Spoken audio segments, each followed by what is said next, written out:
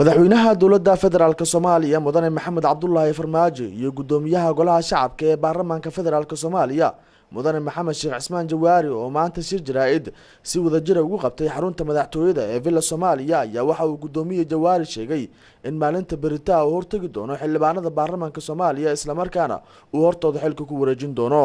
waxaan rabaa hor iyo horaan inaan mahad gaar ah u jeediyo shacbiga Soomaaliyeed kana raali geliyo wax dhibaato ah ama murugtii iyo walwalkii ayaamahan asmadan jirtay ayna soo martay ay adkaysigeeda ay yeesheen.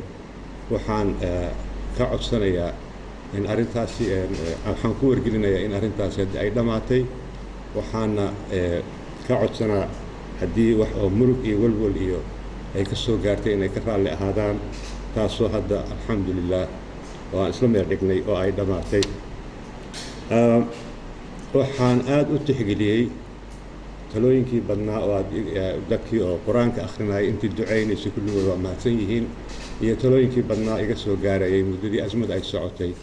dhammaan wixii talooyin aad soo gudbinayseen waxaan ka soo qaaday hal erey oo ah war hala kala roonaado ayaad ku soo koobteen talada shacbiga soo gudbiyey. intaasan ka qaatay, saa daraaddeed ayaan go-aan uga gaaray in aan xilhayntii golaha shacbiga aan u hay inaan haddii aan la yidhaahdo berito oo arbaco ah maalinta arbacada 11 bisha inaan xilkaasi iyo ammaanadaasi oo horey ay igu dhiibteen alla ka sokow ii dhiibteen xildhibaanada golaha shacabka inaan ayaga u celiyo berito haddii ay bixido. madaxweynaha dowladda federaalka Soomaaliya mudane Maxamed Cabdullaahi Farmaajo ayaa waxa uu ka codsaday xildhibaanada baarlamaanka Soomaaliya inay la shaqeeyaan xukuumadda.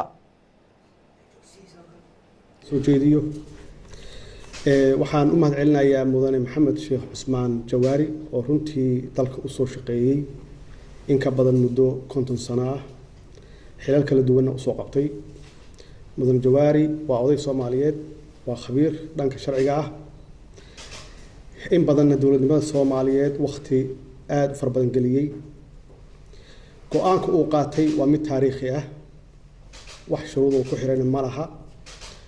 waxaan ku dhiirigelinayaa mudane Jawaari inuu halkaas ka sii wado dadaaladii uu ku bixiyay dowladnimada Soomaaliyeed, gaar ahaanna qabyaatirka dastuurka. waxaan ka filaynaa inuu sii wado tala bixintiisii iyo tala soo jeedintiisa hadduu Ilaahay yiraahdo. waxaa waajib nagu wada ah inaan u soo wada jeesano xaqiijinta himilooyinka shacabka Soomaaliyeed oo ah dowlad wanaag, adeegyada aasaasiga ah inaan gaarsiino, inaan si wadajir ah ugu istaagno arrimaha masiiriga ah. xukuumadda waxaan farayaa inay dadaalka laba jibaarto maadaama ay hor yaalaan howlo culus oo ay ka mid yihiin sugidda amniga iyo horumarinta dhaqaalaha dalka. Bile Mire Maxamed, SBS TV, magaalada Muqdisho.